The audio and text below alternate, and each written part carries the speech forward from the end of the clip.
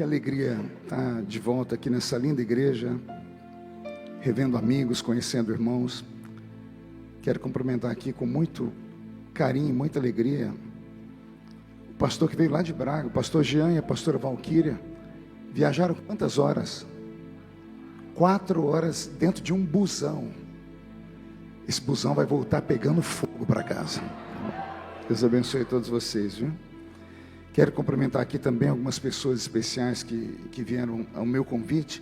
Daqui o Fábio e a Bia. Fiquem de pé, por favor. Esse casal bonito. Dá uma olhadinha para trás para ouvir vocês. Esse é o Fábio e a Bia. A Bia é doutora, advogado, o Fábio é empresário. E atenderam o meu convite. Deus abençoe. Amigo de longa data. 20 anos, Fábio. 20 anos. Quando eu conheci o Fábio, ele era um templo do Espírito Santo. O tempo passou, ele virou uma catedral do Espírito Santo. Isso é para te incentivar a visitar aquele irmão, o irmão Jairo. Alguém conhece o irmão Jairo? Ele tem feito uns milagres de emagrecimento nas pessoas, né? Tem que entender, né? Quero cumprimentar aqui também o Felipe. Cadê o Felipe? Felipe, quantas horas você viajou para estar aqui, Felipe? 4 horas. Ele sai do Porto, é isso? Para congregar aqui. Se não é Deus, eu não sei o que é. Deus te abençoe, viu, Felipe? Quero cumprimentar aqui também o Roberto Marinho, é o meu tecladista. Imagine, né? Eu fui o primeiro deputado brasileiro a brigar com a Rede Globo. Aí Jesus me dá um tecladista que chama Roberto Marinho. Isso é ou não é uma perseguição divina? E hoje eu estou feliz porque o Roberto, a última vez que ele esteve aqui, ele estava solteiro. E agora ele volta casado para cá. E aqui está a esposa dele, a Esther. Fica de pé, Esther. Essa vira para o pessoal te conhecer, essa gaúcha aí, né? Deus abençoe vocês, viu? São filhos, muito felizes de ter vocês aqui. Um grande amigo que Deus me deu na política brasileira, um jurista de peso e um irmão das horas incertas, Dr. Pablo Tatim. Fique de pé, Dr. Pablo. E a sua esposa, a Nathalie. Ele saiu da Espanha para vir aqui cultuar conosco hoje à noite. Ele está ali estudando em Salamanca, fazendo mais um doutorado, depois os 30 que ele já tem, né? Daqui a pouco vai ser, só Deus sabe onde vai chegar. Pablo, Tatim, Deus te abençoe. Você é um grande homem. E o povo brasileiro tem uma dívida enorme com você, sem saber. Os primeiros 100 dias do governo do presidente Bolsonaro, quando iniciamos, saíram tudo da cabeça desse homem. Foi para um papel, e ele foi quem comandou o governo do presidente Bolsonaro pelos primeiros 100 dias. Aliás, foram os únicos dias que deu certo. Depois tiraram ele e zangou tudo. Tatim, eu te amo. Uma salva de palmas pela vida desse casal. Muito obrigado. Deus te abençoe. Pode tomar sua senhora. I love you. E, pode sentar. E eu estou muito feliz aqui, mais ainda, porque hoje eu estou aqui com a minha cara metade. A minha galega, pastora Edileus. Vem cá, meu amor. Essa eu quero que venha aqui. Isso. Tira o olho porque tem dona, tá bom? Essa aqui é a minha esposa. Estamos casados, esse ano será 34 anos de casados. 3 filhas, 2 netinhos, e ela é psicóloga. Só uma psicóloga para me entender, né? E eu estou aqui para dizer para vocês que tudo que eu sou e tenho, eu devo a Deus e a essa mulher. A sabedoria dela. Porque a Bíblia diz que a mulher sábia edifica a sua casa. Então quero fazer uma declaração de amor para ela aqui. Posso? I love you.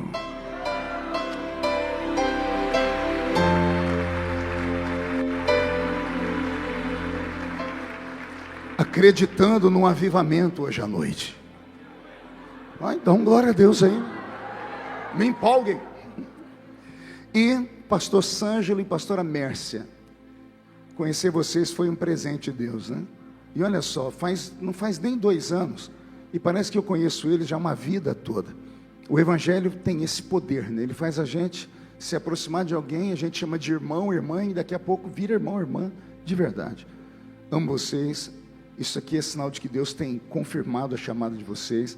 A igreja de Braga, e não só isso, essa igreja assumiu agora uma obra missionária lá no Brasil, lá na minha cidade. No final do culto nós vamos mostrar aqui. Parabéns. Amo vocês, tá bom? Agora, Mércia, dá menos Red Bull para ele, tá bom? Deus abençoe a todos. Alguém acredita que Deus fala? Então abra a sua Bíblia comigo na carta aos Gálatas. Carta aos Gálatas, capítulo de número 2.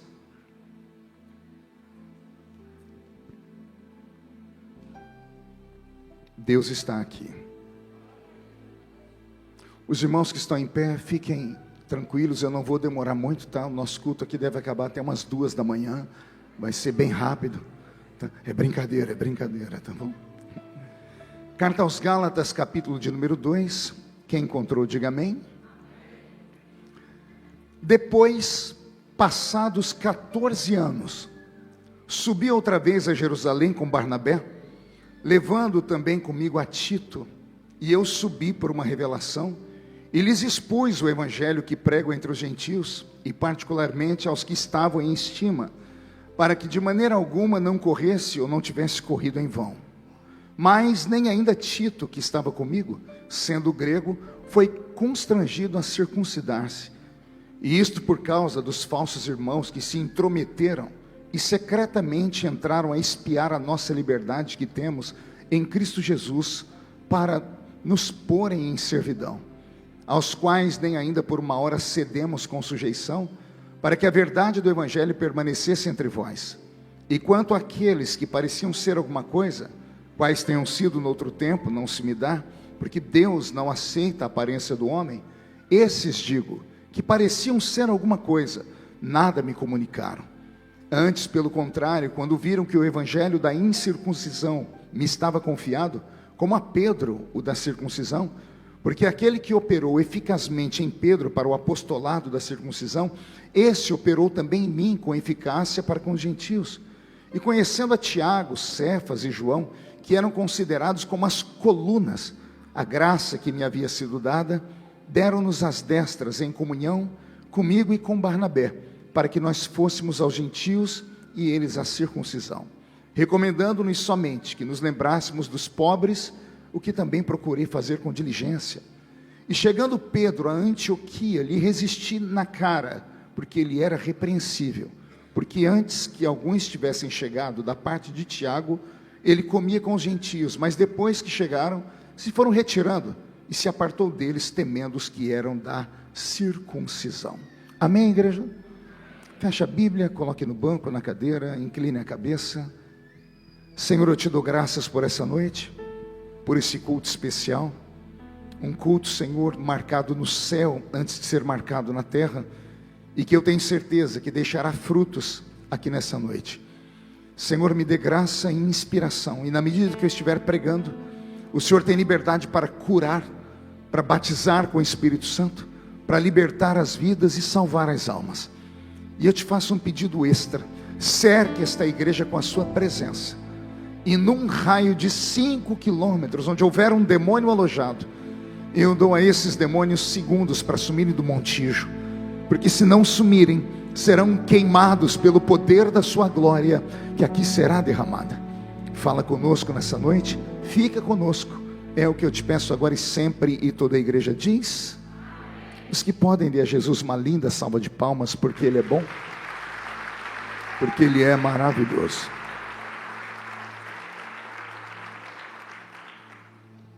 Querida igreja, noiva do Cordeiro, simpatizantes da nossa fé, amigos que vieram de perto ou de longe para esse culto, o texto que Jesus colocou no meu coração, e eu li com vocês, embora seja um texto longo, era muito necessário para vocês entenderem tudo aquilo que o Senhor falou comigo, e eu vou tentar transmitir para vocês aqui.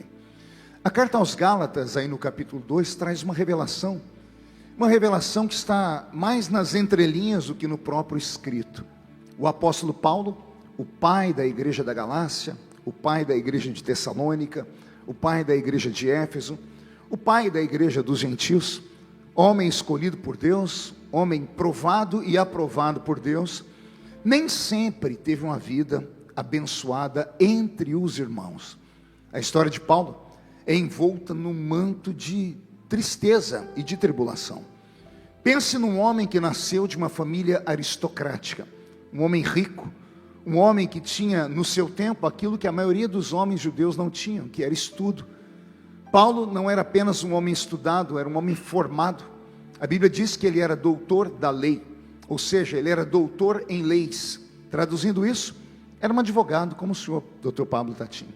Paulo era um advogado, e não era apenas um advogado, como eu disse, de família aristocrática, ou seja, de uma família rica, de uma família que tinha status, e por isso mais tarde, quase no fim da vida, em uma revelação que quase lhe custou a vida, ou melhor, que lhe salvou a vida antes que a sua vida fosse tomada, ele revela às pessoas que ele não era apenas judeu, ele era judeu e também tinha cidadania romana, o que naquela época era extremamente raro, porque os judeus estavam escravizados pelo Império Romano, eram escravos, e no meio dos escravos havia um grupo bem seleto, bem pequeno, de pessoas que haviam rompido com esse status de serem escravos, e ascenderam ao ponto de Roma conversar com eles de maneira diferente.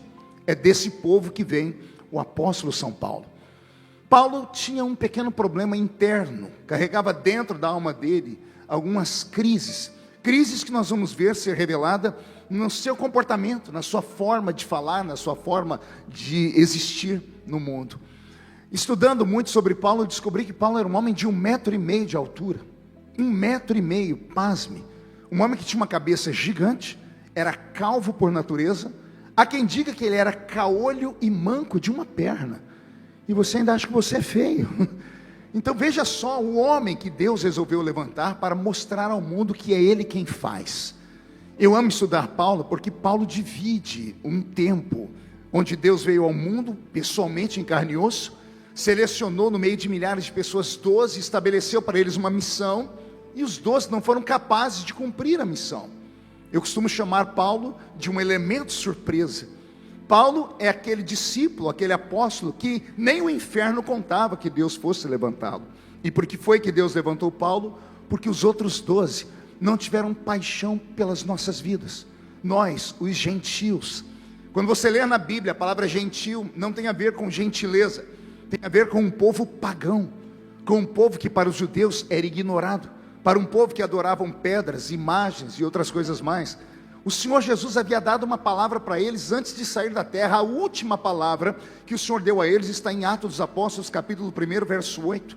Descerá sobre vocês a virtude do Altíssimo, e vocês receberão poder para serem minhas testemunhas em Jerusalém, Samaria, Judeia e os confins da terra.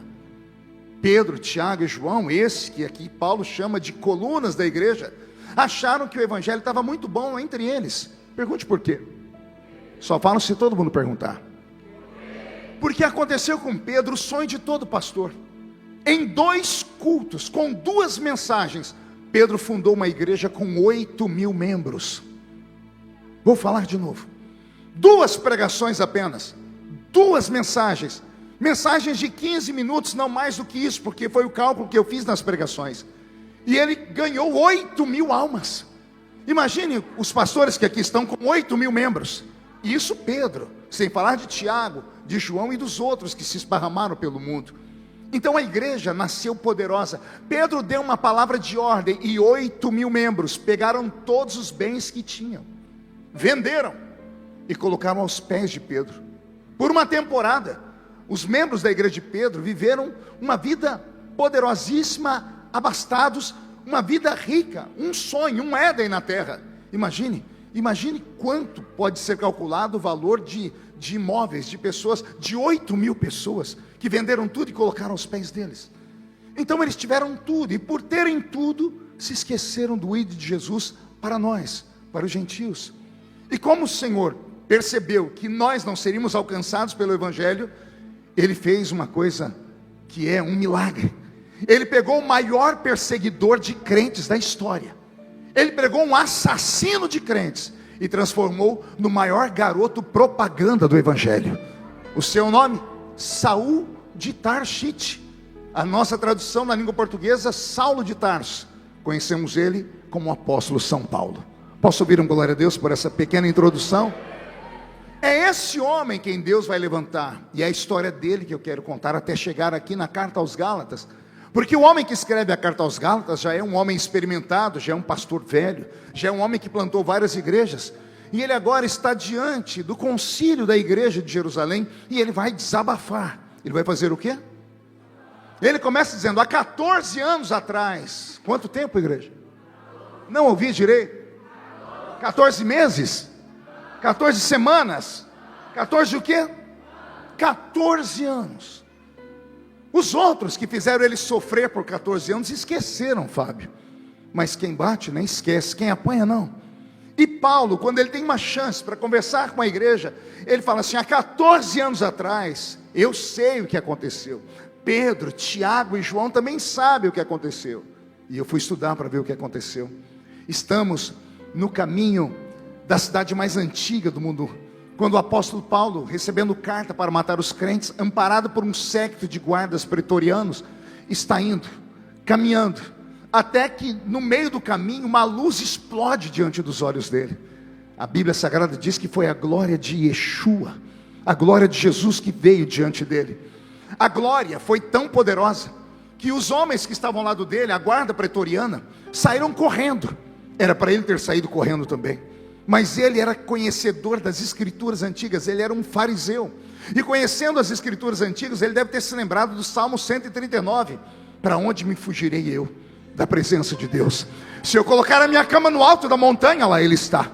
Se eu colocar a minha cama no inferno, lá o Senhor também está. Para onde fugiria eu da presença de Deus? Sabendo ele que não dá para fugir da presença de Deus, ele usou a sabedoria dele para aplacar a ira de Deus. Digo eu, não a Bíblia. Jesus não foi ali naquele caminho para cegar ele. Jesus não foi ali para dar um puxão de orelha nele. Se eu entendo um pouco de Bíblia, Jesus foi ali para exterminar a vida dele. A intenção de Jesus era aniquilar, era matar Paulo, porque Paulo havia tocado na noiva dele. Paulo havia matado crentes, e não precisou matar muitos, bastou na primeira igreja que ele entrou, pegou os irmãos desprevenidos. A tradição diz que ele assassinou mulheres, assassinou crianças e velhos. Os que sobreviveram foram correndo pelas províncias e anunciando, está vindo aí um anticristo. Eu fico imaginando Jerusalém com 8.000 crentes. Se 8.000 crentes se levantam contra ele, eles teriam matado Paulo. Mas 8.000 crentes se esconderam nas catacumbas, sumiram, porque o ímpeto desse nanico chamado Saulo, parece que ele era possuído por demônios de verdade, e ele foi assustando a igreja. E eu imagino Jesus sentado no céu à direita de Deus Pai, porque esse é o endereço dele hoje. A Bíblia diz que ele, onde estiver 2 ou 3 reunidos, ele está ali, mas ele está aqui representado pelo Espírito Santo. Fisicamente ou pessoalmente falando, Jesus está agora, nesse exato momento, assentado à direita de Deus Pai, aguardando o Pai dar ordem ao arcanjo, para que o arcanjo toque a trombeta, e depois da trombeta tocar, ele se levanta e vem buscar a igreja. Alguém acredita no arrebatamento? Se a trombeta tocar hoje à noite, daqui só 2 subirem, eu sou um, quem é o outro? Deixa eu ver. Então dá um grito mais alto do que esse aí, por favor. Pois bem, é esse homem que assusta a igreja, e como não tem ninguém para cuidar da igreja, para defender a igreja, eu imagino Jesus olhando para o Pai, dizendo, Pai, estão tocando na minha noiva. E Pedro, que andava com espada na cintura, que arrancou a orelha de soldados, se acovardou também, e todos se acovardaram. Então Jesus se levanta no trono, ele vai lá, naquela estrada, ele para na frente desse nanico.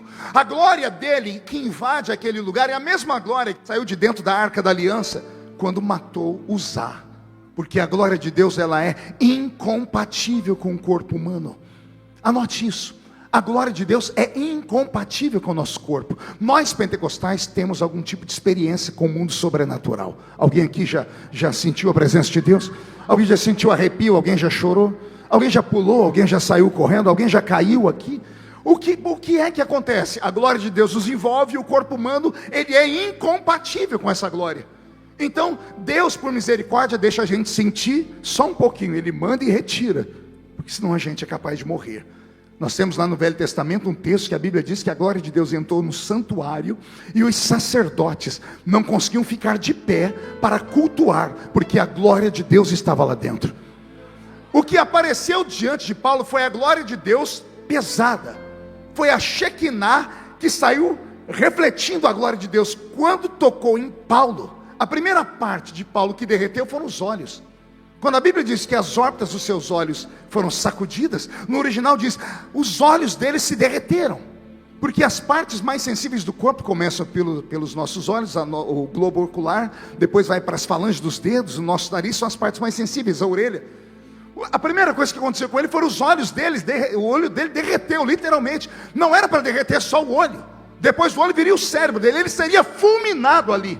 Mas aquele nanico conhecia as escrituras, e ele sabia uma maneira de aplacar a ira de Deus. Deus não respeita um homem quando ele está de pé, assim, de queixo inclinado para cima ou erguido.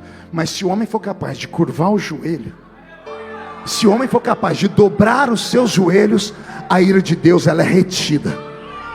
Os soldados romanos correram, Saulo caiu de joelho. Ao cair de joelho, Jesus segurou a sua glória, deve ter respirado bem fundo. Aí ele olhou para Paulo e disse: você sabe que eu estou num tempo de misericórdia. Então o que eu vou fazer com você, nanico, é pior do que a morte. Aí Jesus grita uma frase que poucos crentes entendem: duro será para ti recalcitrar contra os meus aguilhões. Recalcitrar contra os meus aguilhões é dar coice, porque naquela época não prendiam os homens apenas pelas mãos, prendiam pelos pés. E as pessoas presas pelos pés para saírem, tentavam se esticar, chutando com seus calcanhares para trás. O Senhor disse: você vai tentar e não vai conseguir, porque você matou crentes. Então é sangue por sangue. Mas eu vou usar você na minha presença. Eu vou te dar experiências que eu nunca dei a ninguém. E o meu corpo já começa a ficar arrepiado aqui. A mente do pregador, ela vai além, né? A minha voz está num tempo e a minha mente está em outro. Vou tentar traduzir para que você sinta o que eu estou sentindo também. Aí Deus pega aquele homem de 1,5 metro de altura, com problema nos olhos. Há quem diga que o problema na perna foi nessa queda no meio do caminho de Damasco. Esse homem é guiado pelo próprio Espírito de Deus para a casa de um amigo dele. E ele vai para a casa de Simão, o curtidor. E lá ele fica por 3 dias em jejum. Enquanto ele está jejuando aqui, a igreja de Jerusalém está se recompondo lá.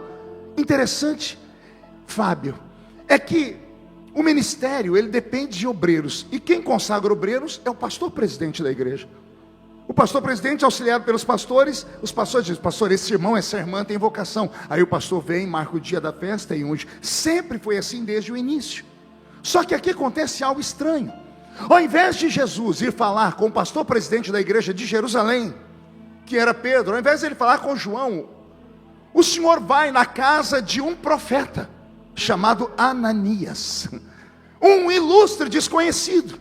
O Senhor vai lá e diz: Ananias, pois não, Senhor, levanta, anota o endereço, rua chamada direita. O que tem nesse endereço? Tem um homem que eu quero usar. Leva azeite, porque eu vou ungir ele para o ministério. Eu imagino Ananias levantando, pegando a pastinha de pastor, pegando o chifre com azeite e botando a mão na maçaneta da porta. E ao invés de ir cumprir o ID, ele faz uma besteira. Pergunte qual? Ele resolve perguntar para Deus o nome do homem que ele tem que ungir. Ele está com a mão na maçaneta e fala: Senhor, qual é o nome da pessoa que eu vou ungir? O endereço está aqui, mas o Senhor não me deu o nome. Aí Jesus, com muita alegria, diz para ele: vou ungir Saulo de Tarso. Quando Ananias ouve Saulo de Tarso, eu imagino ele fechando a porta, primeiro olhando para ver se ninguém ouviu aquela heresia, fechando a porta, tirando a pasta de cá, o azeite de lá. Senhor, o que foi, Ananias? Vamos conversar. Pois não. Esse aí não é aquele? Uhum. O assassino? O assassino. O perseguidor? O perseguidor. Esse homem não presta, Senhor. Aí eu fico imaginando Jesus olhando para baixo, dizendo assim: cabra audacioso, a igreja é minha, eu sou Deus, eu escolho quem eu quero, eu escolho quando eu quero, e eu escolho da maneira que eu quero. Mas ele está dizendo para mim que aquele que eu estou escolhendo não presta. Então, para que fique registrado aí: Ananias, sim, Senhor, esse Saulo de Tarso não presta para vocês, porque a visão de vocês é tacanha. Vocês enxergam um palmo na frente do nariz. Eu enxergo o futuro. Para vocês ele não presta, mas para mim ele é um vaso escolhido. E só aqui daria uma pregação de umas 3 horas. Como, pastor? Eu poderia falar aqui como as igrejas no tempo moderno, infelizmente, não conseguem compreender ainda a forma como Deus trabalha. Muitas pessoas, muitas igrejas, muitos obreiros pensam que Deus trabalha com formas. Deus não trabalha com formas, Deus trabalha com formas. Eu já comi pudim no mundo inteiro. Quem já comeu pudim aqui? Eu comi pudim já em Israel. Já comi pudim no Japão. Já comi pudim em países da África. Muda o tamanho, muda o sabor, mas o formato do pudim é o mesmo. Qual é o formato do pudim? Redondo, com um buraco no meio. Por que todo pudim é assim? Porque ele é feito em uma forma. Deus não trabalha com forma. Cada um de nós é um universo. Cada um de nós tem um talento e uma história. Cada um de nós fomos enviados a esse mundo para cumprirmos uma missão. E ainda que eu não entenda a missão que Deus tem na sua vida, eu preciso respeitar a missão que Deus tem na sua vida. O problema é que algumas pessoas, por causa dessa maldita forma, acham que todo mundo tem que ser assim, desse jeito. E não é assim que funciona. Deus não nos mede pela mesma régua. Cada um de nós tem um mistério com Deus. Gostei dessa palavra e do grito da irmã. Vou falar de novo. Cada um de nós é um mistério diante de Deus. E aí eu fico me perguntando como é que nós, depois que a gente se converte, antes de nos convertermos, somos lixo. E aí que depois que nos convertemos, depois de uma temporada na igreja, a gente começa a achar que nós somos donos do lugar. E a gente começa a ver as pessoas chegarem, a gente começa a colocar, não, aquele ali não presta. Aqui daquele jeito ali, jamais. A gente esquece de onde nós viemos, porque a nossa mente é condicionada a isso. E graças a Deus, Deus me libertou no meio dessa minha chamada, porque a minha chamada foi tão esquisita e a minha separação foi tão estranha, que até hoje, quando eu me reúno com as pessoas que me consagraram ao pastorado, a gente dá gargalhada. Porque eu fui o primeiro pastor do Brasil que não era pastor. Eu fui o primeiro pregador a pregar nos maiores eventos do Brasil, e o título era Pastor Marco Feliciano, e eu era diácono. Pastor, o senhor mentia? Não, eu só omitia. Eu cometi o pecado da omissão, mas assim, não era nem pecado, porque ninguém perguntava. Está aqui o pastor Marco Feliciano, eu dizia, amém, tomo posse. Imagine que eu preguei em Camboriú, Congresso dos Gideões. Esse ano eu vou completar 28 anos pregando naquele púlpito, para a honra e glória de Jesus. A primeira vez que eu preguei lá, eu era diácono. A segunda vez, diácono. Na terceira vez, eu era presbítero. Veja só. Mas o mundo inteiro me apresentava como pastor. Por que me apresentava como pastor? Porque me viam pregar e achavam que pela habilidade de pregação que eu tinha, eu já era uma pessoa reconhecida. Teve algumas pessoas que não queriam. Se eu colocar seu nome como diácono aqui, ninguém vem para ouvir. Então a culpa nunca foi minha. Eu posso ter a culpa de ter aceitado, mas eu nunca saí falando, eu sou pastor. O dia que descobriram que eu não era pastor, a minha vida virou um inferno. E tudo começou porque o pastor presidente de um certo ministério perguntou de que convenção eu era, e eu nem sabia que tinha mais de uma. Eu falei, mas como assim? Você é dessa, daquela outra? Eu falei, eu não sei dizer. Ele falou, cadê a sua credencial? Aí foi o problema pior. Eu sou assembleiano, somos assembleianos, e o assembleiano estava lá, credencial de diácono. O pastor quase bateu o carro. Você é diácono, você é um mentiroso. Eu disse, nunca menti. Como não? Você fala para todo mundo que é pastor. Eu digo, prova, que dia que o senhor me viu falar que eu sou pastor? Mas você não falou, mas você não sou pastor. Mas por que você nunca disse? Ninguém nunca me perguntou. Ué, mas você, por que você... Eu falei, bom, eu aprendi a receber profecia. Me falaram que tudo, palavra de bênção, a gente toma posse e guarda aqui dentro. Todo lugar que eu vou me chamam de pastor, eu pego e ponho aqui dentro. Interessante é que depois disso, eu fui proibido de pregar no país inteiro. No Brasil todo. E eu me lembro de uma viagem que eu fiz ao exterior naquela época, porque eu tinha uma agenda no exterior. Eu chorei a madrugada toda no avião, porque eu falava, senhor, por que eles não perguntaram para mim como é que quando eu prego, o senhor batiza com o Espírito Santo? Quando eu prego, o senhor cura. Quando eu prego, as pessoas são tocadas, são transformadas. Porque ninguém nunca se preocupou com isso. Porque a religião fria, ela não se preocupa com a unção de Deus que está na sua vida. Ela se preocupa se você pode ou não pode ser manipulado. Se você pode ou não pode ser usado. Para muitos líderes, o que importa é se ele fala para você, senta, deita, rola, finge de morto. Se fizer isso, você é o melhor obreiro. Se não fizer isso, você não presta para eles. Ainda bem que Deus não é assim.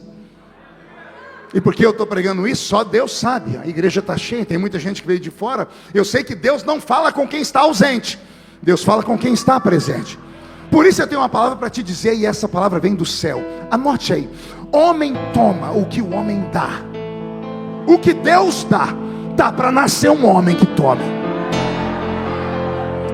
Se você é um desses obreiros que foi consagrado aqui na horizontal, se preocupe com o seu ministério, porque o homem que te deu aqui, aqui mesmo ele toma. Mas se você foi consagrado na vertical, vou falar de novo. Se foi Deus quem disse, esse é para mim um vaso escolhido, não tem homem na terra, não tem demônio no inferno, não tem anjo no céu que possa fazer Deus retirar a bênção e a unção que Ele deu sobre a sua vida. A chamada do apóstolo Paulo, ela é estranha por conta disso. Como Jesus levantou 12, e os 12 achou que era só para eles. Aí o Senhor Deus vai no caminho de Damasco e levanta um elemento surpresa. O Senhor Jesus queima os olhos dele, derrete os olhos dele, arrasta ele para uma casa, ele faz o jejum de 3 dias. Aí Ananias, depois de ter a sua orelha puxada, vai lá na casa de Simão, um curtidor, e derrama um azeite sobre a cabeça desse Paulo. E esse Paulo então é curado dos olhos e recebe a presença do Espírito Santo. E ali mesmo ele começa a pregar. Ele começa a pregar para a casa de Simão e ao redor. Um dia que você for lá em Israel, tem lá nas pairagens, os lugares por onde Paulo pregou, é interessante. As pessoas vinham para ouvi-lo. Até que a notícia chegou em Jerusalém. Chegou aonde? Em Jerusalém chegou a seguinte notícia: está acontecendo um avivamento lá perto da casa de Simão Curtidor. E como assim avivamento? Tem um homem pregando lá de uma maneira poderosa. Aí Pedro, que é o presidente da igreja de Jerusalém, junta com os demais irmãos e vão lá para ver. A tradição diz que quando Pedro chegou por lá, viram um homem de 1,5 metro de altura pregando, mas numa ousadia. A ousadia era tão grande que as pessoas ficaram fascinadas. E ali começa todo o problema. Pedro e João, que ali estavam, os pilares da igreja, quando viram aquele nanico pregar, foram para um canto e, imagina o diálogo deles, arrumamos um problema. Por quê? Porque esse homem tem tudo que nós temos, mas ele tem algo que nós não temos. O que é que ele tem? Ele tem graça e unção para falar. E o que é que ele tem que nós não temos? Pedro e João, nós dois somos 2 analfabetos. Você sabia que Pedro e João eram analfabetos? Já leram Atos dos Apóstolos, capítulo 4, verso 13? Não são, pois, esses homens iletrados, sem cultura. Só que eles param para ouvir Paulo. Paulo é um erudito, Paulo é um sábio, Paulo é advogado. Pedro e João não sabiam ler nem escrever, e Paulo entendia das leis romanas. E Paulo vai falar, ele prega com mais empolgação. O verbo dele era apurado, ele falava, as palavras dele chegavam doce aos ouvidos das pessoas. Pedro e João olharam para ele e viram ele como um problema. Olha só, o que deveria ser alguém olhando para um homem, ele está chegando, vai ajudar a gente. Pedro e João viram Paulo como um problema. Aí pergunte para mim, o que eles fizeram, pastor? Cometeram um pecado. Ao invés de abraçarem Paulo, ao invés de discipularem Paulo, ao invés de darem todo o ensinamento para ele, falaram para ele: você trouxe morte à igreja, você tem carta dos líderes religiosos judeus, você faz parte do Império Romano, porque os guardas pretorianos vieram com você. Se souberem que você se converteu à nossa fé, vão matar todos nós. Então deixe eles acharem que você conseguiu nos calar e você se esconda. Volte para a sua cidade, volte para a cidade de Tarsis, e se esconda lá, até a poeira baixar. Diga comigo, até a poeira baixar. Roberto, mande a música aí. Deixa eu te fazer uma pergunta. Quanto tempo leva para um escândalo desaparecer? Quanto tempo leva para um problema que agora atormenta todo mundo, as pessoas irem esquecendo por um tempo? Paulo é um novo convertido, e o novo convertido escuta os seus líderes, e ele escutou os pilares da igreja falarem: volte para sua casa, e quando tudo estiver melhor, nós vamos lá te buscar. E ele foi, e ele ficou 14 anos isolados na cidade de Tarsis. 14 anos abandonado pela igreja, 14 anos sem participar da comunhão do pão, porque ninguém ensinou ele sobre a comunhão do pão. O Senhor falou com os discípulos, não deu tempo de discipularem ele. 14 anos isolado na cidade de Tarsis. Aí nós vamos começar a entender por que Paulo era tão bravo. Ele foi abandonado, mas ele é um abandonado novo convertido. Alguém aqui já foi novo convertido? Deixa eu ver aqui. Tem gente que já nasceu grande, então não levanta a mão por quê? Ou bocó. Vou falar, quem aqui já foi novo convertido? Você lembra da sua fé de novo convertido? Se falasse para você, Jesus está em cima do telhado, você corria lá. Se falasse, só tem uma irmã ali que ora, você ia até onde ela estivesse.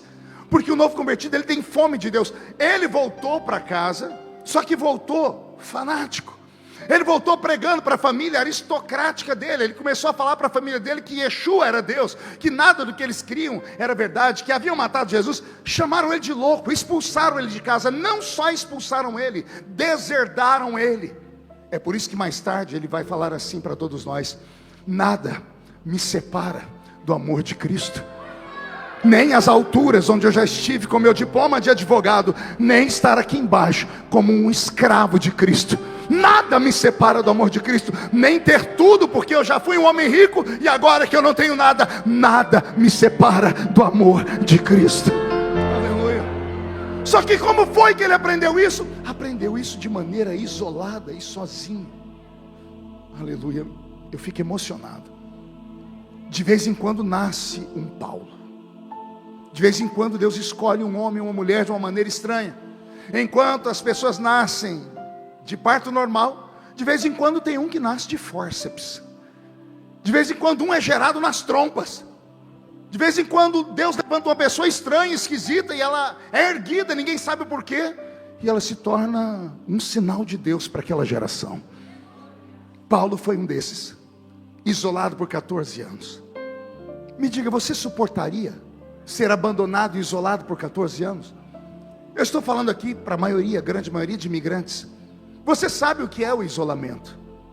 Você sabe o que é a saudade. Você sabe o que é ser esquecido. Você sabe o que é passar necessidades. Quantos anos você está fora do Brasil mesmo? 1, 10, 12, 20. Quantos aqui não puderam mais voltar para lá? Você sabe o que Paulo sentiu. Aquela tribulação, aquela depressão, aquela coisa que te fez tomar decisões horríveis, por conta da parte afetiva de abandono. Paulo passou por tudo isso. E um dia, está lá Paulo dentro da tenda. Olha só, advogado, poliglota. Ele vai dizer, eu falo mais línguas que vocês. Poliglota, advogado, tinha tudo para se dar bem na vida. Mas a notícia esparramou em Tarsis de maneira tão grande, que ele foi chamado de louco. E como louco, expulso de casa, para não morrer de fome, ele aprendeu a costurar. Isso aqui é muito bonito. Consegue ver um homem que está aqui em cima, e Deus traz ele aqui para baixo, e ele tem que pegar em agulhas. Ele aprendeu a tricotar, costurar capas, a costurar tendas. Foi assim que ele se manteve por 14 anos em silêncio. 14 anos parece um tempo interminável, mas o silêncio de Deus não dura para sempre. Eu falei hoje de manhã, lá na feira, que Deus fecha os lábios, mas Ele nunca fecha os ouvidos. Ele fecha os lábios, mas Ele nunca fecha os olhos. Em algum momento o seu Redentor vai se levantar e vai te socorrer. 14 anos depois, quantos anos depois? Está tendo uma vigília lá em Jerusalém. Aleluia. Os crentes estão no manto do mistério, pulando e gritando, e Deus toma um vaso em profecia, e o vaso diz assim: apartai para mim Barnabé e Paulo, para a obra que eu os tenho chamado. A profecia soou estranha. Pergunte por quê. Todo mundo conhecia o presbítero Barnabé, mas quem é Paulo? A igreja de Jerusalém não conheceu Paulo, porque ele não conseguiu congregar com eles. Pedro e João mandou ele voltar para casa, e eles iriam lá buscar ele. A igreja não conhecia Paulo, os obreiros não conheciam Paulo, mas tinha um Deus no céu que nunca havia se esquecido dele. E é aqui que a sua fé tem que se apegar. Não se apegue em homens por nada. Não faça dos homens o seu pedestal. Nunca estribe a sua fé na vida de um homem ou de um homem, porque homens são homens. A palavra homem vem de humus. Humus é terra misturada com esterco. O que é o homem? Uma carne podre. Só isso é o homem. E aí você põe a sua fé no homem, aí o homem erra você junto, o homem cai você junto. Vamos seguir o que a Bíblia diz: olhai para Jesus, autor e consumador da nossa fé. Nele não há dúvida, nele não há sombra de variação. Alguém tem Jesus como seu guia aqui? Então agora não dá um grito, não, dá um berro de glória a Deus. O irmão Barnabé era um presbítero. Eu fui estudar a biografia sobre a história de Barnabé. Foi interessante ler. Barnabé era um empresário lá de Jerusalém. Era um empresário que tinha um sonho. Pergunte qual? Ser pastor. Ele queria ser pastor, mas ele era empresário. E a igreja de Jerusalém tinha um problema. Pergunte qual? Tinha uma cidade chamada Antioquia. Aleluia. Uma cidade extremamente pobre. Os crentes da cidade de Antioquia, os judeus de lá, eles tinham a cor da pele acima do caucasiano. E lá sofriam preconceito. Havia pouco trabalho, os crentes eram pobres. Era uma igreja que, se fosse no Brasil, a gente ia chamar de cemitério de pastor. Sabe a igreja que o pastor vai, dá a vida, ele morre, nada cresce? Ali era Antioquia. Então a igreja de Jerusalém tinha a cidade de Antioquia implorando por um pastor. E eles tinham um homem rico que queria ser pastor. Mas o homem rico que queria ser pastor não tinha o dom da palavra.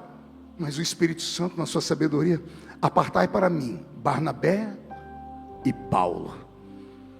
Aí esse irmão Barnabé foi sondar entre os irmãos se alguém conhecia um Paulo. E conversa vai, conversa vem. Alguém se lembrou, teve uma história aqui 14 anos atrás, aqui perto da casa de Simão, o curtidor, tinha um homem lá, o nome dele era Saulo na verdade. Mas de Saul para Paulo, de Saulo para Paulo, a diferença está só na tradução. Saulo é grande, Paulo é pequeno, mas daí um trocadilho. As pessoas disseram, tem esse homem, ele era de onde? Da cidade de Tarsite. Barnabé vai à cidade de Tarsis, ou à cidade de Tarsite, em busca desse tal de Paulo. Quando ele entra na cidade de Tarsite, vou esperar só o diácono aqui parar de distribuir água para as pessoas, que ele está chamando a atenção de todo mundo. Isso, terminar de falar com o pastor Sângelo, já parou? Muito obrigado. Prontinho, muito obrigado. Voltando. Então imagine você, que agora esse Barnabé, ele vai à cidade de Tarsite, e ele começa a perguntar se alguém conhece um tal de Saulo, ou um tal de Paulo. E as pessoas apontam, tem uma tenda ali, tem um eremita ali, tem um homem que é uma besta fera. É um homem desse tamanho, mas ele é ranzinza. Você pergunta para ele se ele tem pai, ele responde assim, nem mãe. Ele é bravo. E Barnabé entra na tenda, e lá está Saulo, sentado sobre as suas pernas, costurando tendas. Barnabé entra e diz, o senhor é Saulo? Paulo diz, sim, sou eu. O senhor pode deixar a sua tenda aí, custa tantos shillings, o senhor volta para buscar daqui a pouco. Ele não tinha papo, a tradição diz que Paulo era tão raivoso que as pessoas não conseguiam falar com ele.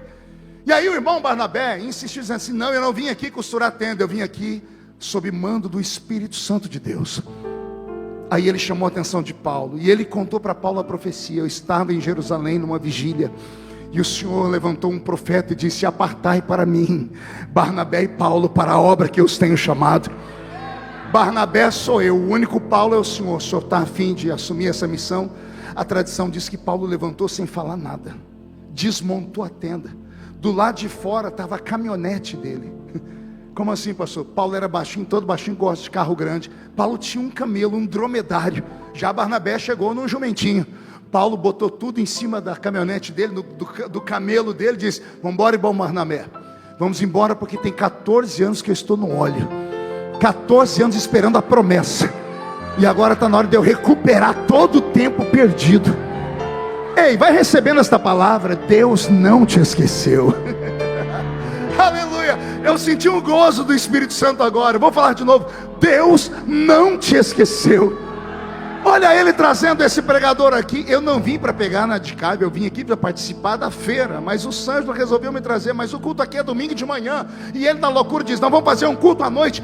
Deus queria esse culto à noite, e eu sei que domingo à noite há um sacrifício para vocês, porque vocês trabalham muito amanhã cedo, mas foi a maneira de Deus fazer assim, vamos ver se ela ainda merece, vamos ver se ele ainda merece. O Senhor te trouxe hoje aqui para te dizer, o tempo do abandono está terminando, o tempo da exaltação está chegando. E se alguém pega a profecia para ele, dá mais um grito para acordar a cidade toda.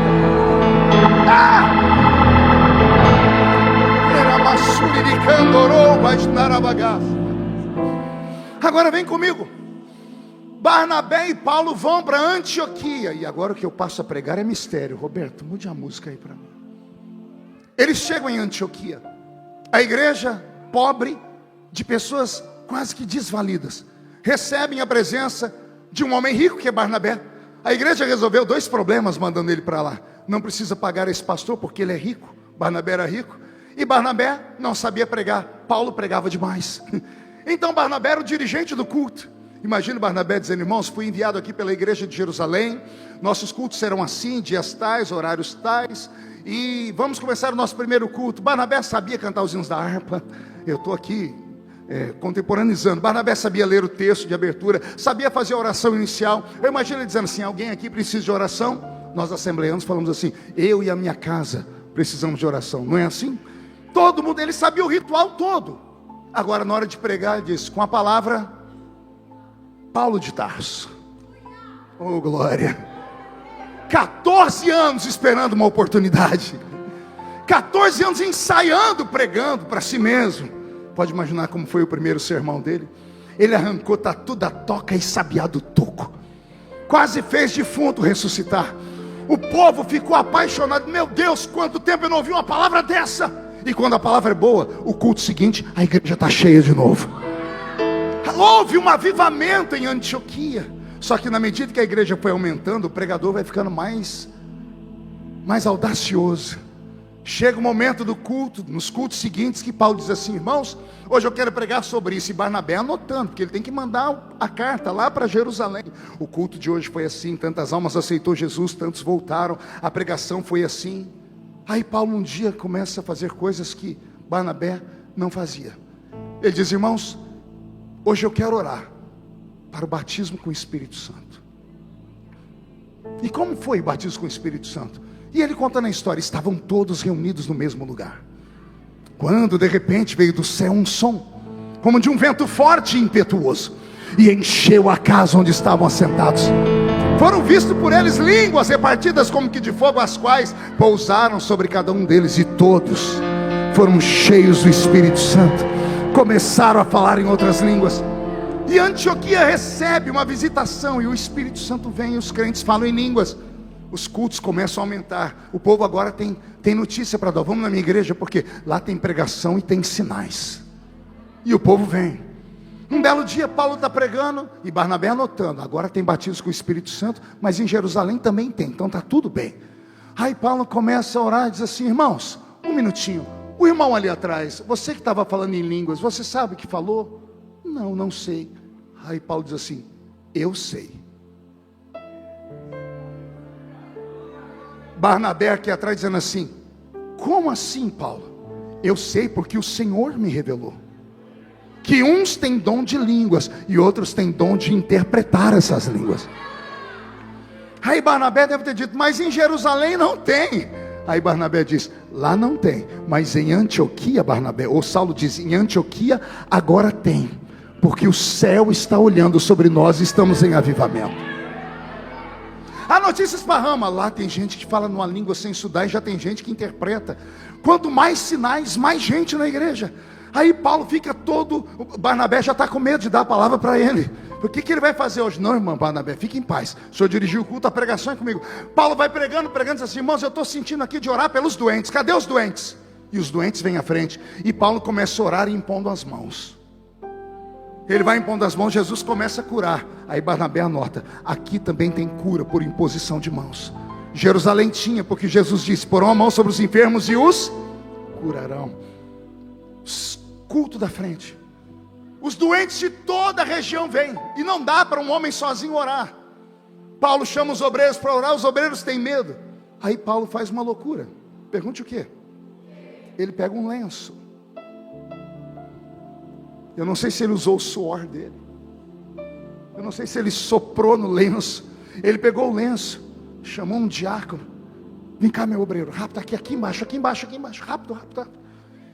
Eu não estou dando conta sozinho. Você não precisa orar não, você só pega esse lenço e vai pondo em cima dos doentes, por favor. Começa aqui pela frente. Paulo está orando aqui e ele vai pondo, e os doentes começam a ser curados, começam a receber cura. Tá bom, muito obrigado. É mais ou menos assim. Imagine isso acontecendo. Barnabé está aqui atrás tremendo. Pergunte por quê? Ô Paulo, em Jerusalém não tem esse negócio de pano não. Isso aí é uma heresia. Paulo dizendo: não é. Por que não é? Porque eu recebi do Senhor. O quê? O que eu estou ensinando agora: que não existe dom de curar enfermos. Existem dons de curar os enfermos. Na galeria dos dons espirituais, a palavra da cura está no plural. Ou seja, não se cura doentes apenas colocando a mão. Se cura doentes levando um copo de água para ele. Se cura doentes orando por uma peça de roupa. O senhor acredita nisso, pastor? É bíblico. Se a capa babilônica de Acã trouxe maldição para Israel, se o lenço de Paulo levou cura, por que nós que tememos a Deus não podemos acreditar nisso também? Por que ter uma fé engessada? Por que ter uma fé limitada? Não tenha a sua fé limitada. Nós impedimos Deus de operar às vezes, quando Deus quer fazer coisas extraordinárias. A igreja de Antioquia toma um vulto, um crescimento jamais visto na história. Depois que as pessoas começam a ser curadas por pano e por imposição de mãos, começam a sair de casa os doentes que tinham medo de andar pelas ruas, que eram chamados de amaldiçoados, que eram pessoas que nasciam com anomalia física. Você sabe disso, né? O judeu olhava para a doença e achava que era pecado escondido, achava que era maldição, porque o Velho Testamento diz que Deus visitava o pecado dos pais nos filhos até a 3ª e 4ª geração. Então eles achavam que algumas doenças eram tão descabidas que os pais tinham vergonha de expor os seus filhos por causa de pecado. Essas pessoas tiveram coragem de sair das suas casas, porque alguém disse: naquela igreja está tendo cura. E começou a vir para a igreja pessoas sem braço, pessoas sem perna, pessoas sem olhos. Não eram cegos, eram pessoas que nasceram sem os olhos, anomalias físicas. E Paulo não corria deles. Aí Paulo ia lá e colocava a mão no local da enfermidade, e todo mundo em choque, porque ele orava, e os membros que não existiam cresciam instantaneamente. Barnabé está apavorado, dizendo: o que é isso? E Paulo dizendo: isso chama-se operação de maravilhas. Mas em Jerusalém não tem, mas em Antioquia tem, porque tem alguém que acredita e recebeu do Senhor. A igreja de Antioquia dá uma alavancada, ela cresce como nenhuma outra igreja, porque Paulo traz para a terra revelações que Jesus não deu aos primeiros cristãos. O Pentecoste de Atos dos Apóstolos capítulo 2 não é um Pentecoste pleno. Ele traz alguns sinais. Um fala em línguas, tem alguém ali que interpreta línguas, alguém tem visão porque vê línguas de fogo e para por aí. Mas vem Paulo e começa a doutrinar dizendo: existem 9 dons do Espírito Santo. Estou falando para pentecostal, vou falar de novo. Existem 9 dons do Espírito Santo. E a pergunta que fica é essa: como é que Paulo sabia tudo isso? Pergunte para mim, como, pastor? Vou deixar Paulo falar. Já que Pedro e João não me discipularam, já que me abandonaram por 14 anos, durante esses 14 anos, eu recebi a visita de um professor. E este professor deixava o meu corpo aqui na terra. E ele começa a dizer: eu não sei se era no corpo ou se era fora do corpo. E ele começa a dizer: eu conheço um homem que foi ao 3º céu. Chegando lá, ouviu, ou seja, aprendeu coisas inefáveis, que não é lícito aos homens contar. Paulo está dizendo que Deus deu a ele revelações que não deu aos demais. Isso aqui me deixa com muita fúria, porque para as pessoas do Brasil, o Pentecoste é dado só para gente pobre e miserável. No Brasil hoje que funciona são as igrejas, as mega igrejas, com as pessoas que têm aquela adoração chamada worship. Já ouviram falar de worship? Eu até gosto, é bonito, mas é uma adoração meio em câmera lenta, né? Uma adoração em slow motion. As pessoas começam a adorar parece o Neo do Matrix, né? Do filme lá do Matrix, né? As pessoas, é uma adoração doce. As pessoas não querem sair com a maquiagem borrada do culto. As pessoas não querem sentir essa presença que faz alguém pular porque o salto Lis 15 ou o seu sapato Labotan, é assim que fala, Labotan, né? Que é que tem a sola vermelha, né? É caro demais, se pular vai quebrar. As pessoas estão tão ligadas a essa terra que oprimiram o Espírito do Senhor e transformaram a adoração numa adoração decadente. A adoração verdadeira nasce em Atos dos Apóstolos capítulo 2 com barulho. Mas quando Jesus quer dar a adoração plena, Ele vai dar para um erudito. Não foi Pedro, nem João que recebeu a revelação dos 9 dons. Foi o apóstolo Paulo. Foi um poliglota. Foi um homem de dupla cidadania. Foi um homem de anel de formatura no dedo. Foi um doutor da lei. Foi um advogado. E aí vem a pergunta: se Deus deu a plenitude do Pentecoste para um advogado, para um homem de cabeça pensante, e não deu para os analfabetos, é uma mensagem. É o Senhor dizendo: eu não dou o meu poder para o cérebro, eu dou o meu poder para o coração. Eu dou o meu poder para aquele que crê. Eu dou o meu poder para aquele que busca. Eu dou o meu poder para aquele que acredita. Aquele que pede, recebe. Aquele que bate, a porta abre. Aquele que procura, acha. E a pergunta que vem agora é a mais difícil de ser respondida: por que nos últimos dias não há mais sinais? Por que tão poucas pessoas têm revelação? Não diz que extinguiu, mas estamos à beira de uma extinção. Conta-se nos dedos as pessoas que têm graça para pregar, ao ponto das pessoas virem de longe para ouvir alguém pregar. Conta-se nos dedos as pessoas que têm o dom da revelação. Conta-se nos dedos hoje o batismo com o Espírito Santo, a interpretação das línguas. Por que ninguém recebe mais? Porque ninguém busca mais. E por que ninguém busca mais? Porque a minha geração, a geração dos cabelos brancos, está indo embora. Estamos esquecendo de dizer para essas pessoas que o que sustenta esta igreja aqui não é modernidade, embora a modernidade ajude. Que o que faz essa igreja ser grande não é a mídia, embora seja a melhor mídia de Portugal para mim. O que faz essa igreja ser diferente é a essência, que quando você atravessa aquela porta, você sente aqui. Você vê, eu estou pregando aqui, eu vi aqui umas 4 pessoas nos cantos fazerem assim, conversar com a pessoa. Nossa, me arrepia tudo. Eu li, fiz leitura labial, ele está falando, vai me arrepiando. O que é esse arrepio? É a presença dele. A pergunta que fica é: por que alguns se arrepiam e outros não param de abrir a boca de sono? Por que uns não param de olhar para o relógio e dizer: não vai acabar isso aqui, e outros estão dizendo assim: fala, Deus. É porque cada um tem uma prioridade. Aquele que quer, vai receber. Aquele que pede, vai receber. Aquele que busca, vai receber. Aquele que não busca, não receberá. Estamos transformando os nossos cultos em reuniões estranhas. Talvez seja por isso que a maioria dos novos convertidos hoje, que se congregam em outras igrejas, eles vêm para o culto e se assustam com os nossos gritos. Eles vêm com caneta e papel na mão, e isso não é errado, pode anotar. Mas enquanto você está só anotando, você está perdendo a essência do que está acontecendo. O nosso culto pentecostal é um culto de experiências.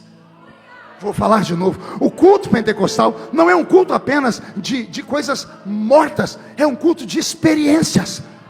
Mas a experiência só acontece quando alguém quer, quando alguém busca essa experiência. Eu me lembro quando eu recebi o batismo com o Espírito Santo, os meus professores de batismo com o Espírito Santo me ensinaram a fórmula, e era tão simples. Eu falei: como é que eu falo em línguas? Alguém disse: fala glória. E eu falei: glória, e agora? Continua. Glória, glória, e agora? Mais glória, glória, glória, glória. Quanto? Vai falando glória até aquele que recebe a glória resolver mandar glória sobre a sua vida. Não havia fórmulas, não havia campanhas, 7 dias para isso, 200 dias para aquilo, não. Era ele na reunião. Era nós na reunião dizendo: ele está aqui. Ele está aqui. Alguém está sentindo ele aí? É sério, ele está aí? Se ele está aí, por que você está me olhando com esse olho seco, parecendo olho de sapo que morreu no dia de enchente? Achou que eu não ia falar? Se ele está aí, por que você está me olhando o culto inteiro com uma cara feia, parecendo que foi batizado num pote de vinagre? Se você sente a presença dele, por que você não abriu a boca ainda nem para respirar?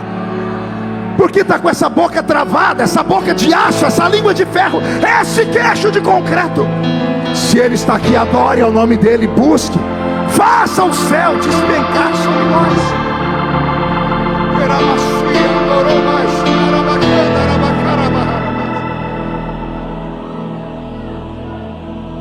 Eu falo com muita propriedade sobre Paulo, porque ele é para mim um paradigma.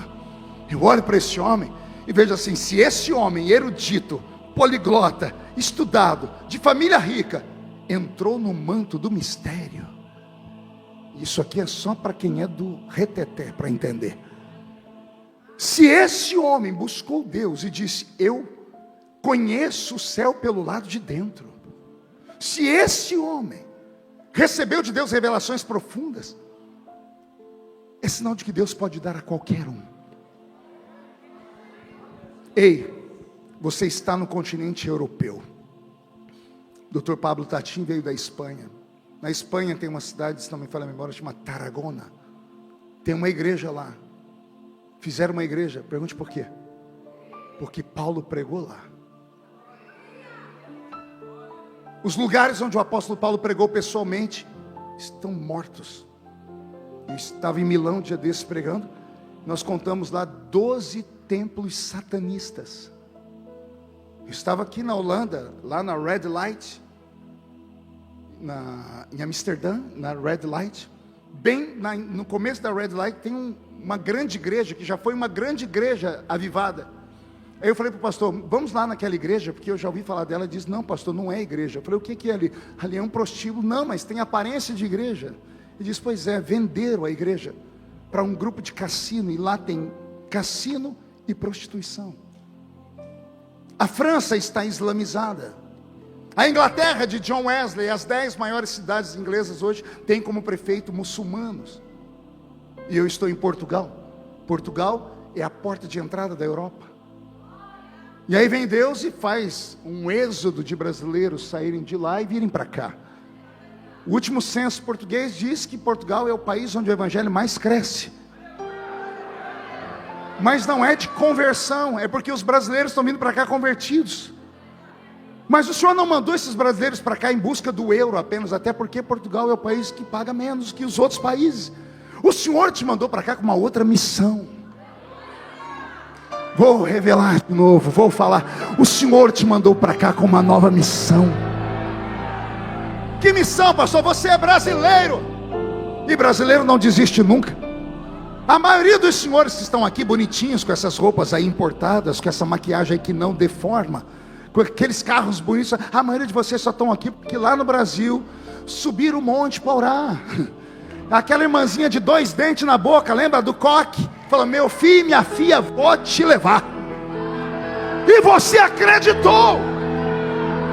E agora que você está aqui só porque tem um pouquinho de euros a mais, só porque agora leva uma vida, vai para a igreja, cruza a perna, fica mascando essa desgraça desse chiclete, põe a mão no queixo e fica filosofando o culto inteiro. To be or not to be, that's the question. Não foi para isso que Deus te trouxe aqui, brasileiro. Aí, se os pastores aqui não podem falar, porque eles podem ser mal interpretados, até presos, eu venho de fora e falo na força do Espírito de Deus. O Senhor te trouxe aqui para você ser um avivamento ambulante nessa terra. Vai haver um avivamento em Portugal, queira o diabo ou não. Eu já não estou vendo mais homens e mulheres, eu estou vendo brasas de fogo. Brasas de fogo que vão encandecer e vão queimar. Essa terra será sacudida, mas só será sacudida se você sacudir as cinzas, se você resolver sair desta vida apática, se você parar de pensar no vil metal. Seja inteligente. Primeiro o reino de Deus com toda a sua justiça, e aí sim as demais coisas serão acrescentadas. Não faça o caminho inverso. Não, primeiro Deus me dá, depois eu faço. Não, faça primeiro. O culto dessa noite tem um propósito: Deus despertar você. O exemplo é o homem perseguido, abandonado. Ele tinha todos os motivos do mundo para esquecer a igreja, esquecer família, esquecer tudo, porque ele foi rejeitado pela igreja, foi rejeitado pela família, mas nunca foi rejeitado por Deus. Eu usei o exemplo de Paulo para você não sentir pena de si mesmo, para você não se auto-sabotar falando, não, eu fui abandonado aqui, o ministério lá não mandou isso, eu estou aqui, a minha família. Não, não coloque desculpas. Entenda, você não está aqui à toa. Você está aqui para um projeto, para uma missão. E esta missão será revelada por esses dias. E quando Deus te revelar essa missão, agarra ela com as 2 mãos e faça a diferença. Posso ouvir um glória a Deus por isso? Eu estava pregando em Minas Gerais algum tempo atrás, e era a casa de um fazendeiro. À noite me deu uma sede. Aí eu fui na cozinha, ele me deu liberdade para abrir a geladeira. Aí eu peguei lá dentro da geladeira uma garrafa d'água, estava tomando água e olhei para frente, tinha um fogão a lenha. Quem conhece fogão a lenha? O quê? Eu estou em Portugal. Vocês conhecem fogão a lenha? Todo mundo tem um pezinho na roça, né? Então não esqueça as suas raízes. Eu estava lá olhando aquele fogão a lenha, de repente, sabe aquele fogareiro que tem um buraquinho ali, uma peça de ferro com um furo no meio? Soprou aquela cinza lá de dentro, fez... Quando a cinza subiu, gente, eu travei. Eu fui falar, o sangue de Jesus tem poder, saiu o sangue de Genésio. Mas me arrepiou todo, me deu aquele arrepio aqui nas costas, que eu lembrei da minha mãe falando, passa a morte que eu estou forte. Sabe aquele frio? E eu olhei e falei, meu Deus, o diabo está ali. Quando eu fui tentar dar um passo, fez barulho de novo e saiu mais fumaça. Eu falei, meu Deus, o Satanás está ali dentro. Diante de Deus, eu travei, a minha boca começou a secar. Irmãos, do nada, lá de dentro daquele fogão, pulou um gato. O gato miserável. Fui para o quarto, tremendo, né? Dobrei meu joelho para orar, falei, Senhor, me ajuda. Acordei de manhã, café da manhã, estava lá o fazendeiro. E aí, gostou da sua noite? Eu falei, não, senhor. Foi por quê? Eu vim na cozinha. Foi, e daí? E daí que dentro daquele fogão ali tinha um gato. Ele falou, é o Xaninho. Eu falei, Xaninho é o Satanás, o demônio tem que ter o nome daquele gato. E eu falei para ele, o que o gato foi fazer dentro daquele lugar ali? Ele falou assim, gato é um bicho esperto. Ele disse, a gente fez comida, que você viu que a minha mulher cozinhou o feijão aqui, eu sim vi. Quando tudo termina, a gente não joga água. As brasas são consumidas pelas cinzas, e elas vão apagando de fora para dentro. E no miolo delas, fica a brasinha acesa. De noite na fazenda esfria. O Xanim entra dentro do fogão, se ajeita para absorver o calor daquela brasinha. E ele fica ali até a brasa apagar. O corpo dele suga o calor. Voltei para o quarto, falei, Jesus, eu preciso pregar hoje, me dá uma palavra. Jesus disse, anota o tema, o Xaninho. Falei, como assim, senhor? O senhor disse, prega sobre o gato. Eu falei, mas como, senhor? O senhor disse, pregue e diga aos meus filhos que Satanás às vezes faz isso. Ele entra no coração do crente que já foi pentecostal um dia, que tinha uma chama acesa. O castiçal de Apocalipse. Alguém lembra dos castiçais? O Senhor caminhando no meio dos castiçais. Porque Jesus caminhava no meio dos castiçais. O castiçal só presta se tiver fogo nele. As canaletas eram movidas a azeite batido e fogo aqui em cima.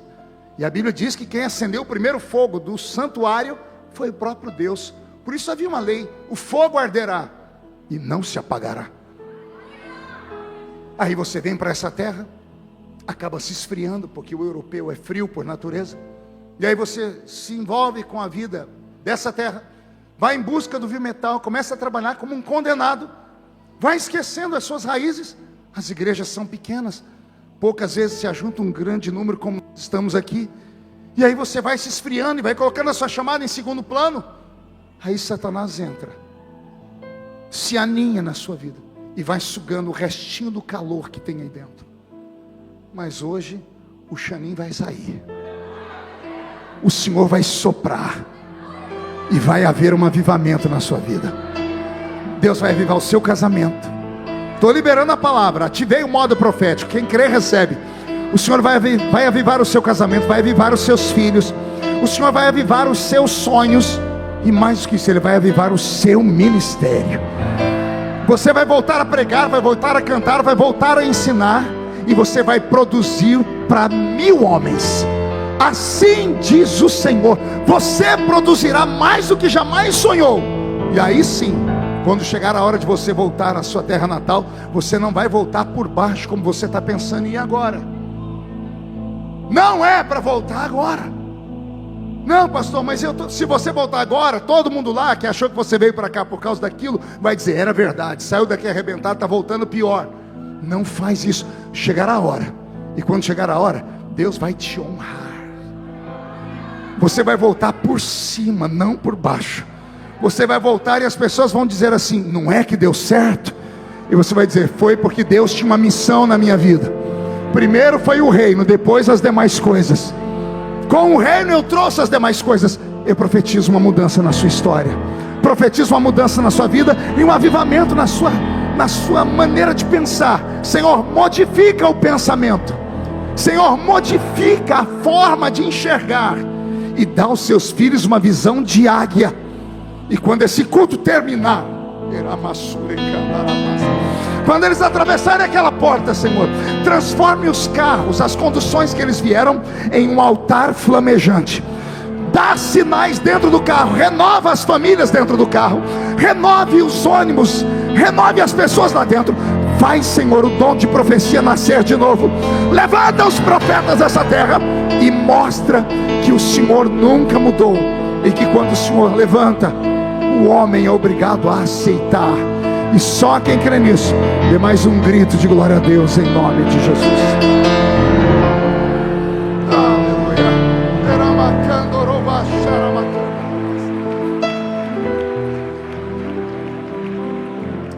Eu termino dizendo que Deus não mudou.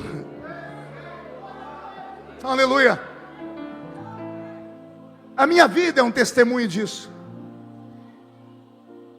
Filho de uma mãe solteira, sem ninguém crente em casa, me converto numa igreja pequena.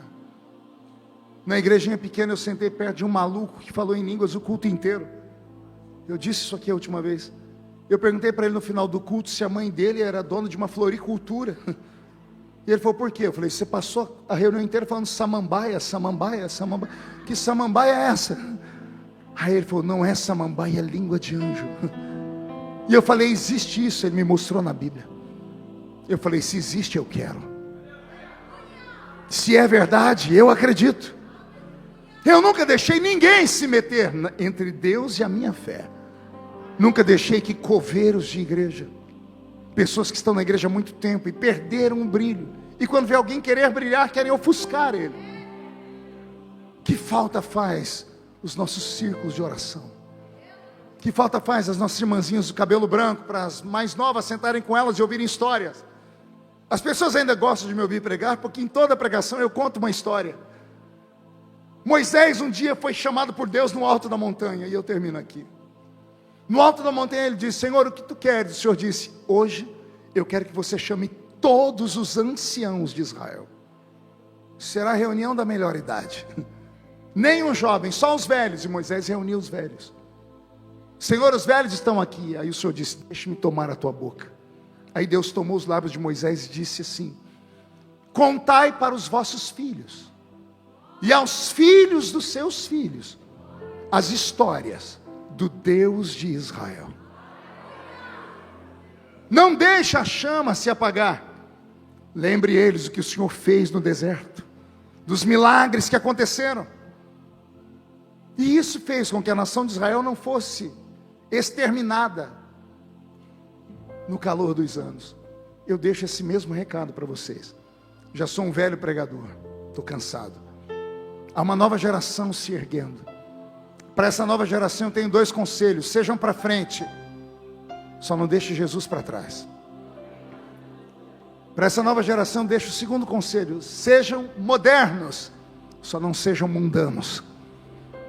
Pode a igreja ter a parede preta, o telão lindo, as luzes coloridas, isso até ajuda a fé, mas não deixe isso entrar no seu coração e dizer assim, se é assim eu não preciso lembrar mais as coisas de antigamente. Não abandone os velhos marcos, e Marco agora não é o meu nome, é aquilo que marcou a nossa fé. Leia a Bíblia, coma a Bíblia. Se você encontrar um crente mais velho, de cabelos brancos, se aproxime dele, honre ele, dê um presente, pague um almoço para ele, e fala, me conta umas histórias. E você vai ouvir histórias que você vai dizer, isso aí aconteceu. Aí ele vai te dizer, Deus não mudou. Ele é o mesmo de ontem, de hoje e será eternamente. Encerro de verdade com a minha última história. Na pandemia, em 2019, Deus me recuperou.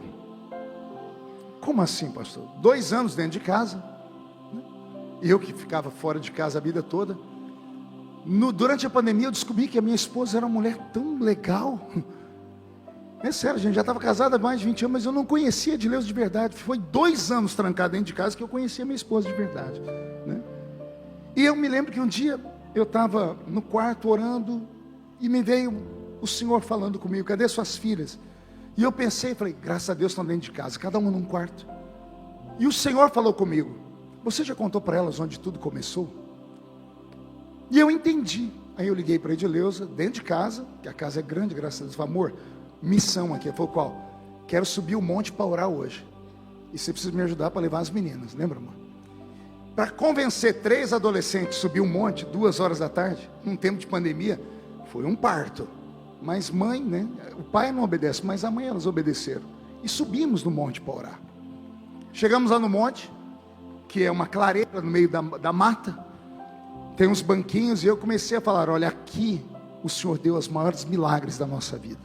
Em cada canto que eu olhava daquele monte, tinha um testemunho para contar. Eu fui renovado só de olhar para aqueles banquinhos. Lembrei dos áureos anos de dificuldade. Eu ali com a boca no pó dizendo: Senhor, eu preciso. Amigos da igreja rindo de mim, dizendo assim: você é louco, tem igreja para orar, por que orar no meio do mato? Mas era uma tradição antiga da igreja. E ali Deus me deu muitos milagres. Depois que eu terminei de falar, as meninas se animaram, foi cada uma para um canto para orar. E Edileuza ajoelhou num canto, elas no outro canto. Eu fiquei em pé para orar. Sou sacerdote, vou orar de pé. E comecei a orar numa batalha, oração de guerra. Orando e batendo o pé no chão, gritando, aquela oração de crente de monte mesmo. Daqui a pouco eu estava no chão. Eu recebi a presença do Senhor, eu tive uma crise de choro. Terminamos a oração, as meninas vieram, fizemos um círculo. E eu falei para a filha mais velha, a Karen: filha, faz a oração. A Karen apertou meus dedos, que quase quebrou os meus dedos. E eu falei: filha, ora. Ela falou: pai, me ajuda. A minha filha tinha um problema psicológico, graças a Deus foi curada. Ela tinha um problema de imagem. Como é que é o nome, amor? Distorção de imagem. Minha filha é linda, mas ela olhava para o espelho e via um monstro. Tudo trauma provocado pela vida, pelas lutas, pela ausência do pai e outras coisas mais. A psicóloga que pode explicar melhor aqui. E de repente eu me vi diante da minha filha. Só estava a família, ela com dificuldade para fazer uma oração em voz alta. Aquilo me matou.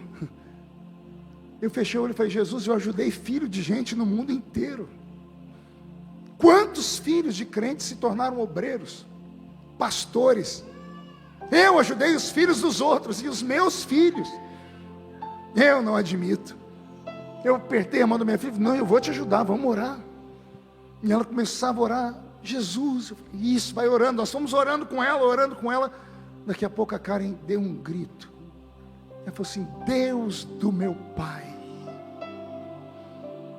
Quando ela disse Deus do meu pai, eu senti Jesus assim. Eu falei: Senhor, nem tudo está perdido. Ela acredita, porque de alguma forma ela viu Deus na minha vida. Eu lembrei dos homens da Bíblia dizendo: Deus de Abraão, Deus de Isaac, Deus de Jacó. A minha filha gritou: Deus do meu pai, me dá um pouquinho daquilo que o Senhor deu para o meu pai. Eu caí de joelhos, eu agarrei a perna e disse: não, Deus vai te dar o dobro. Deus vai te dar o dobro, porque Deus não vai desamparar a nossa família. Somos uma família de sacerdotes.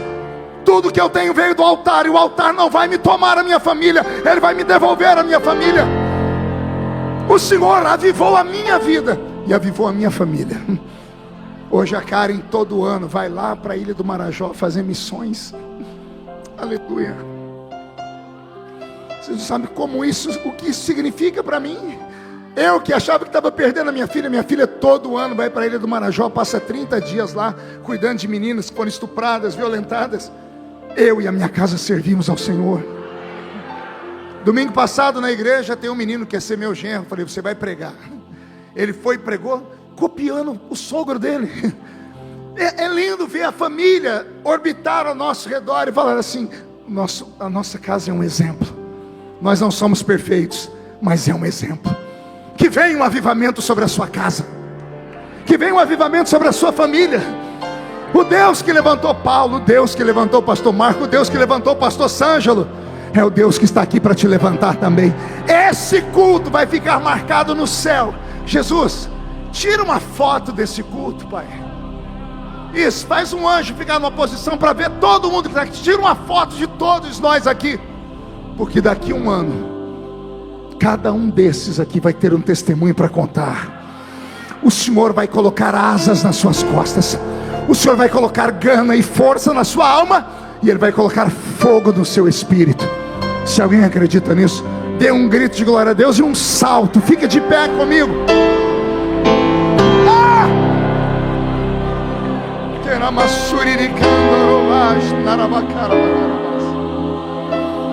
Eu vou pedir para que todos inclinem a cabeça por um momento. Eu vou pedir ao sonoplasta para me ajudar com o som aqui, que se cortou todo o som do palco. Feche os olhos. Eu quero orar aqui na frente do altar com um grupo de irmãos. Eu quero orar com um grupo de irmãos que tenham a coragem de dizer assim: eu já fui melhor. Eu já fui mais crente. Eu já tive visões. Eu já tive sonhos. Eu já profetizei. Eu já falei em línguas. Eu já evangelizei. Eu já sonhei em ser missionário. Eu já cantei. E hoje você está desanimado, ou não está mais fervoroso como antes. Você vem à igreja como se fosse para cumprir um ritual, e você sente falta. E aí você vai de igreja em igreja procurando, e o problema não está na igreja, está em você. Se você acredita que eu sou um homem de Deus, um velho profeta, e tiver coragem de vir aqui perto de mim nesse altar, eu vou orar pela sua vida. Eu vou orar para Jesus reacender a chama. Isso, pode vir chorando. Ver um homem desse tamanho chorando é tão bonito. Só o Espírito Santo faz isso. Chega pertinho do altar, põe sua mão no altar. Aleluia!